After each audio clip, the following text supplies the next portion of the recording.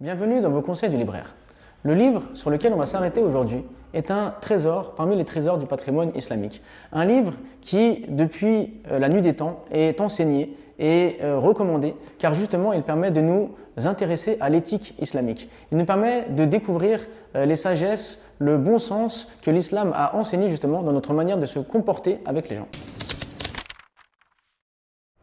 Ce livre, Le Jardin des Sages, a été écrit par l'imam Ibn Hibban, qui est né en 270 dans le Khurasan. Il a constaté de son temps, donc que dire d'une autre, que les gens commençaient à s'écarter de l'exemple prophétique et avaient donc des comportements et une éthique qui n'étaient pas à la hauteur de celle qui a été révélée sur le prophète alayhi salam. Il a donc décidé d'écrire un livre qui serait un livre hautement spirituel, un livre réellement inspirant, un livre qui commencerait donc par nous enseigner l'éthique islamique, mais surtout qui réunirait un ensemble de paroles et de récits sur les grands sages ou les grands prédécesseurs de notre communauté, sur la manière justement ils appliquaient la religion en termes d'éthique, afin qu'on ait une doctrine à suivre, mais également des exemples à suivre, donc des exemples inspirants. C'est ainsi que Ibn Hibban a